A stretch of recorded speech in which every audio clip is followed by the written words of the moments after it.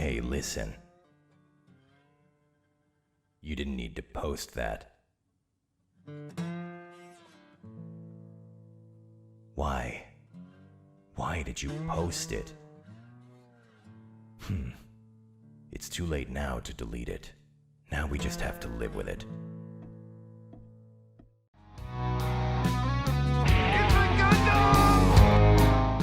Christmas came early, and Cowboy Bebop was canceled on Netflix.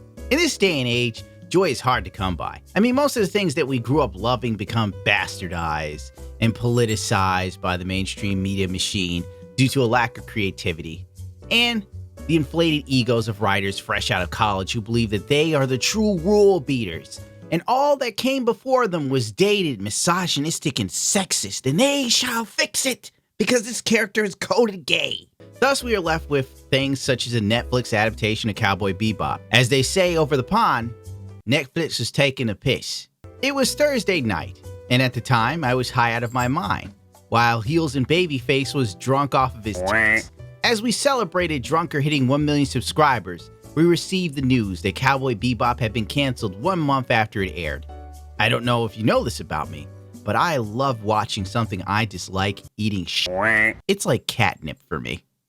Even before the show aired, some of its crew was antagonistic towards the fanbase that was iffy on the show to begin with. You reassure people, you don't piss in their face and tell them it's raining. Our first taste of what was to come at the tail end of summer was when Netflix showed off the costumes for the leading characters. The only one that didn't look like a wet fart in satin panties was Spike's outfit. Jet Black had a foam arm that was supposed to be robotic, and Faye had the most drastic change of all, which led to people questioning the commitment to the source material. Of course, we got a clap back as you would expect. Cowboy Bebop's costume designer didn't want to make Faye overly sexualized.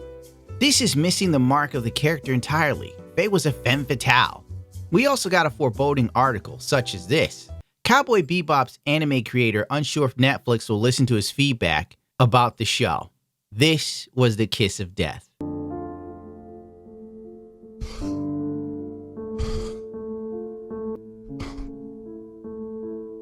Oh my God.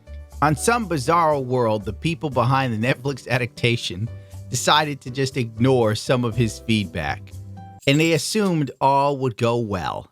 Welcome to the ass, mother.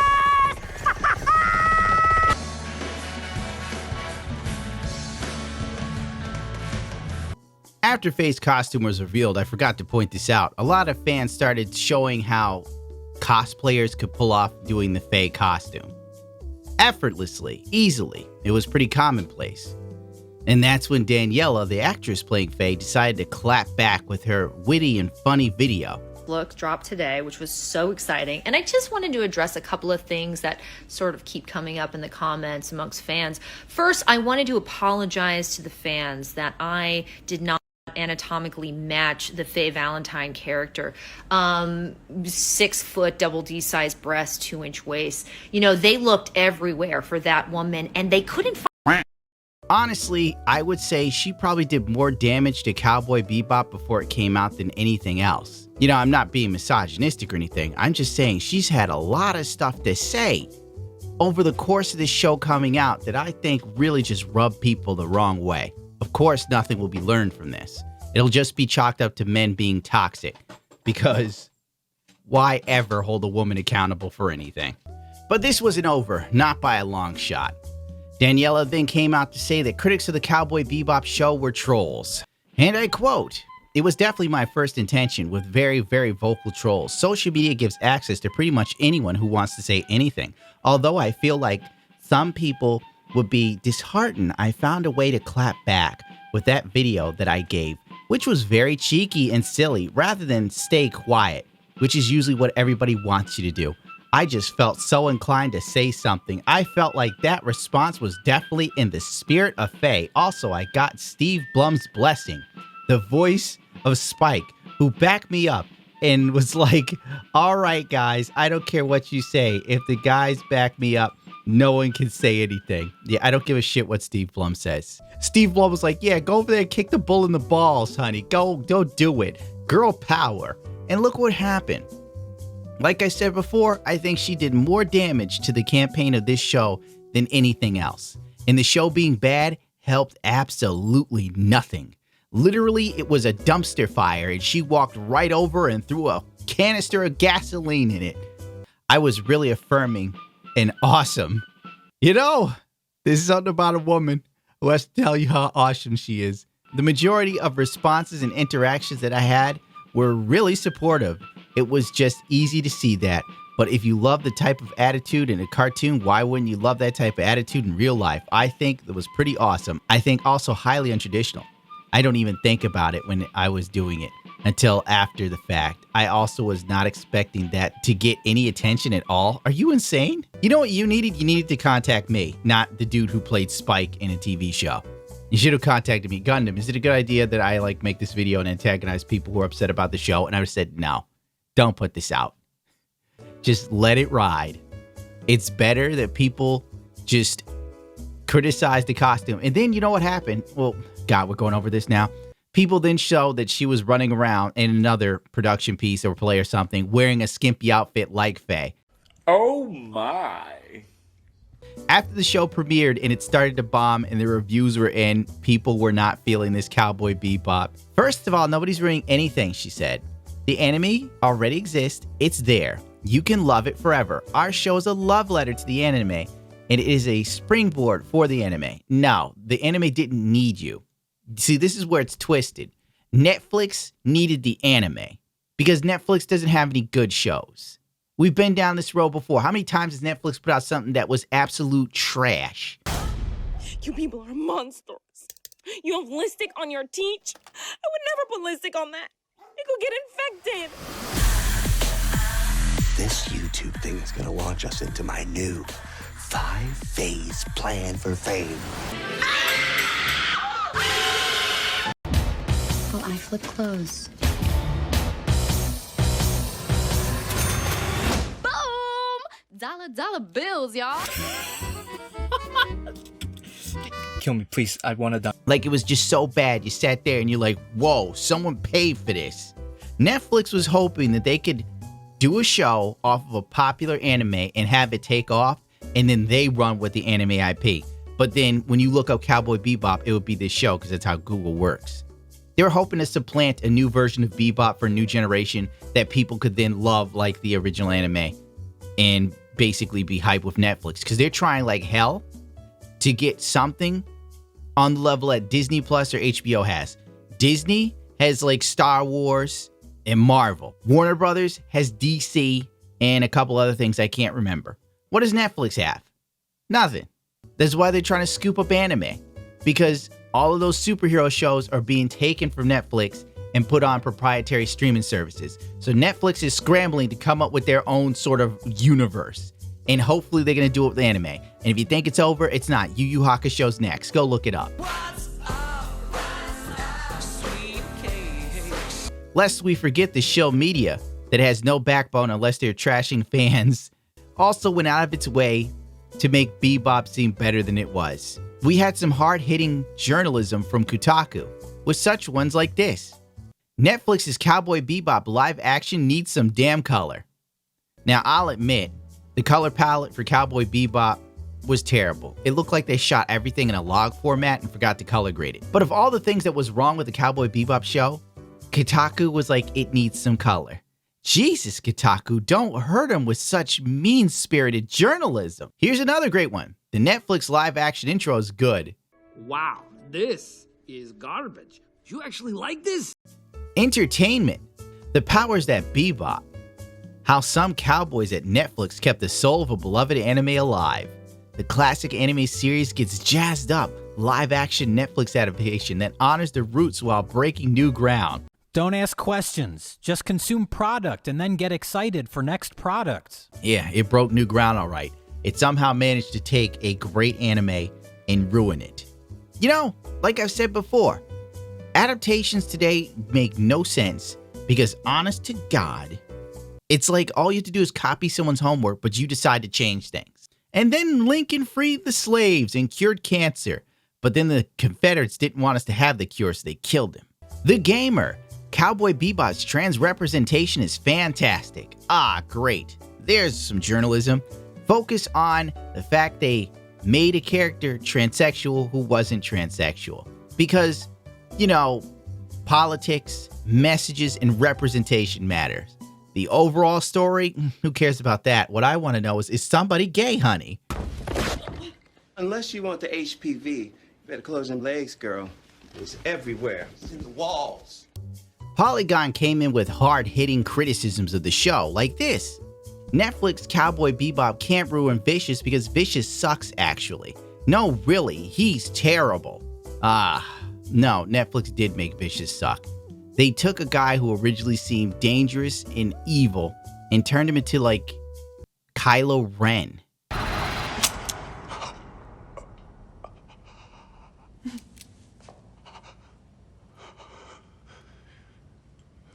We'll try again tomorrow. What the hell is this? Let's just read one excerpt, Stu, before I lose my goddamn mind. He looks like Lurch from the Addams Family cosplaying as Alucard from Castlevania. He looks like a Spirit of Halloween knockoff costume of Rhaegar Targaryen. I don't know who that is. That's not necessarily the creators of Netflix show getting it wrong. In fact, I would go so far as arguing that Alex Hassel's take on Vicious is right in line with the character from the 1998 series. It's impossible for Netflix live-action adaptation of Cowboy Bebop to ruin Vicious because truthfully, the character of Vicious from Cowboy Bebop was already terrible to begin with. Journalism. Vicious went from being a villain to being someone you had no fear of or respect for. At no point did I ever think this guy's interpretation of Vicious was badass or dangerous. The whole time I thought, my God, genuinely bad. You sit there and you think, like, who, they filmed this and nobody at any point was like, ooh, this is kind of cringy. Spike! Spike Spiegel! Nobody's like, ooh, I hope they can fix it in editing. Cowboy Bebop's anime changes ruined Julia's new ending. What? The altered first episode of the Cowboy Bebop anime could have better foreshadowed the final plot twist in Netflix's live-action adaptation. Stupid anime. Ruining Netflix. An alternate way to read these changes, though, is that the newer and more villainous Katrina foreshadows the newer and more villainous Julia in the final Cowboy Bebop plot twist. Yeah, they were probably gearing up for season 2 of Cowboy Bebop to make Julia the main villain, not Vicious. We dodged a bullet. The live action sets Julia up as the antagonist of a prospective season 2 that makes her much more interesting character in the process. In the anime, Julia has little agency, taking the role of a sexy lamp, an attractive object with no real personality, which other characters are mainly interested in possessing. Her characterization in the Netflix show could definitely be stronger, but bold changes like this can often stand out as a high point in any adaptation. Yeah, so high it got canceled because nobody liked it. Anyway, it's an idea that was so good, so fresh, and so great, people got sick of it and left. And Netflix literally looked at this steaming pile of shit and said, whoa, we knew people wouldn't like it, but we didn't think it would be this bad. Cowboy Bebop isn't supposed to be good. The live-action adaptation sins are numerous, but sometimes you just gotta follow the music. No, you don't follow the music. The music could be leading you into a house with a guy who wants to cut off your skin, tuck his dick between his legs, and dance to Goodbye Horses. No. Now, I bet if you went to this journalist and you said something like, healthcare isn't supposed to be good in America, this chick would flip out. The New York Post says fans and cast are devastated by Netflix canceling the show. No, fans are glad this is dead, like the malignant tumor that it is. Had the New York Times talked about Kiko Nobumoto, I probably had said that wrong, the scriptwriter for Cowboy Bebop and Wolf's Rain and Tokyo Godfather died on the 1st of December to cancer, that would have been an accurate representation of what was going on because people are actually mourning her death. Fans of Cowboy Bebop don't give a rat's ass this show is canceled. I could go on with the bad hot takes from Shill Media, That's not to say that all media outlets are trying to convince us and themselves that the show was good. No, that wasn't the case. There's quite a few that actually pointed out that this show was just egregiously bad.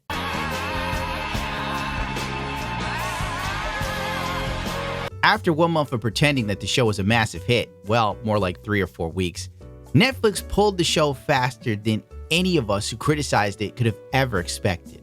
Netflix pulled this show faster than a trophy wife pulling the plug on her elderly husband trying to get his insurance money. Netflix pulled the plug faster than YouTube pulls monetization from my channel. You know a Netflix show is doing bad when they drop it after 1 season. If a show is even semi-successful on Netflix, they'll force a 2nd season out of it, like they did with Haters Back Off, the Miranda Sings show. Just want to say, please don't be intimidated by me. I can tell by the looks on your faces, you're all freaking out. You're like, oh my gosh, this girl's so much prettier and so much more talented than all of us. What are we gonna do? Just being honest, this is gonna really help your careers, okay? Maybe I can rub off on you. Now that's comedy. You probably haven't seen it, but she was a huge YouTuber back in the day. You know, when unfunny women were like doing characters on YouTube. Literally sing.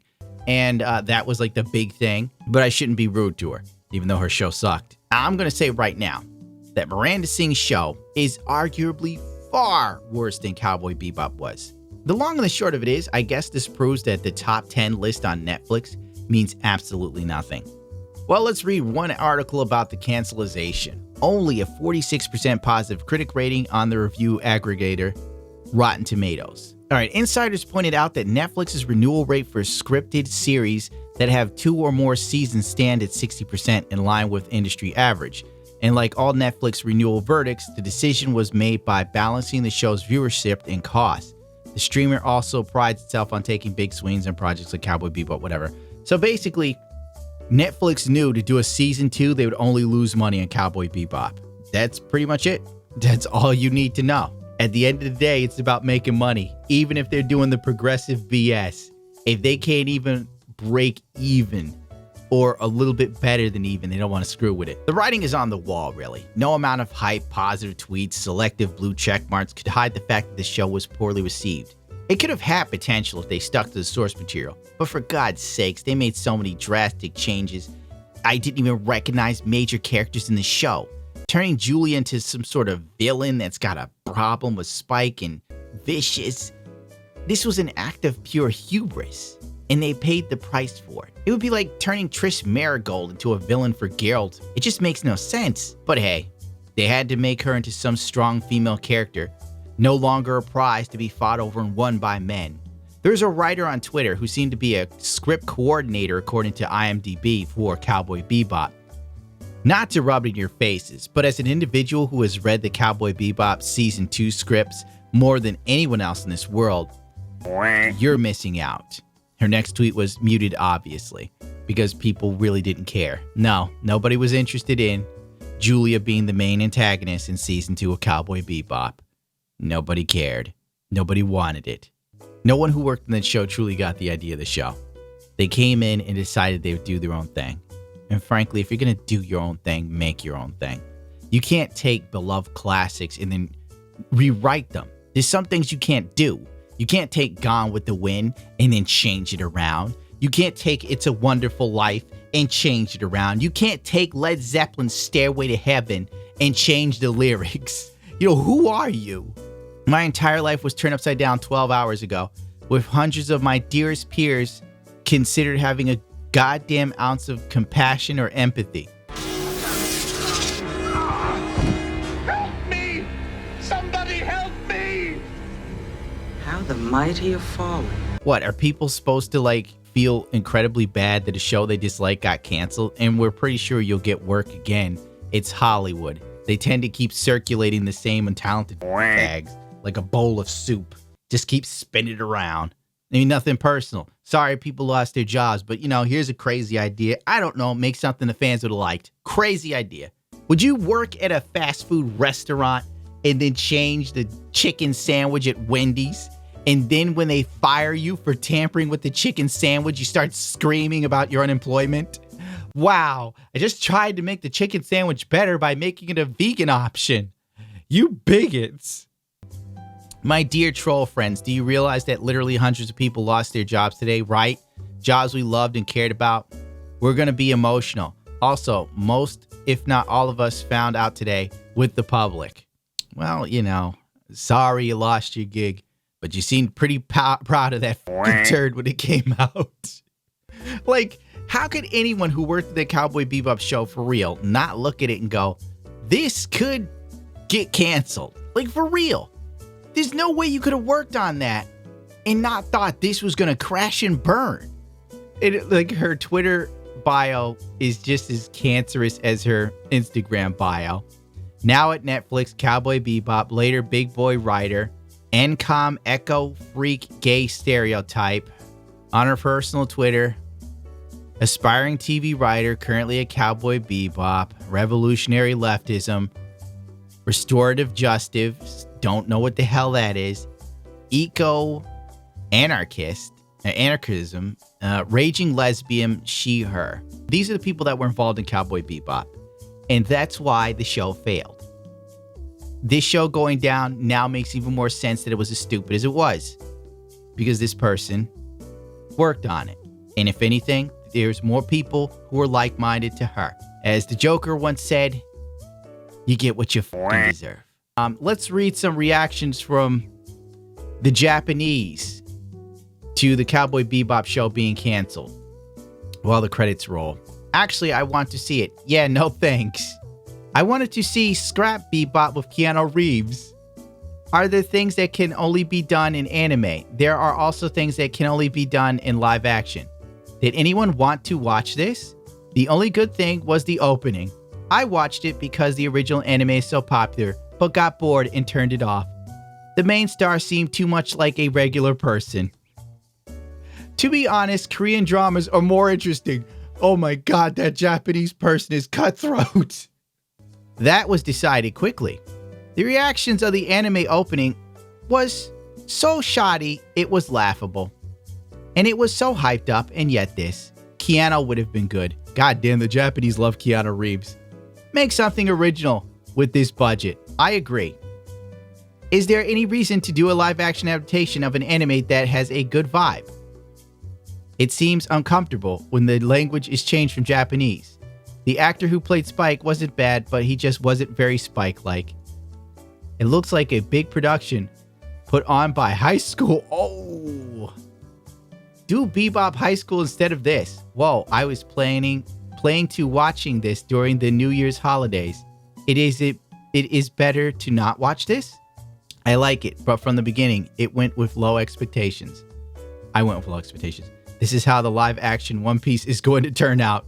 I didn't see it, but Spike is in his 20s, and it seems like the actor was much older. Yes, my Asian friend, he was 50. I saw it. It seemed like it was created by people who didn't understand Cowboy Bebop, and just for the time being, slapped the name on it. Oh, thank God. Subarashi. Japanese reaction, totomoides. Expected. Live-action adaptations aren't necessary. Just because there was an old dude cosplaying, there was nothing appealing. I wonder why, because it was enjoyable. Netflix original anime and dramas are not interesting. However, I do like Amazon Prime. Well, it's in the first place you say watch the anime instead and watching live action. The Japanese just tear it to pieces, deservedly so. Let's get the hell out of here, Stu, because I could read this all day, but my throat is getting dry. This video is sponsored by Ridge Wallet, making sure that me being on the internet is somewhat profitable. Now I have 2 bags of packaged tuna. These wallets can hold up to 12 cards.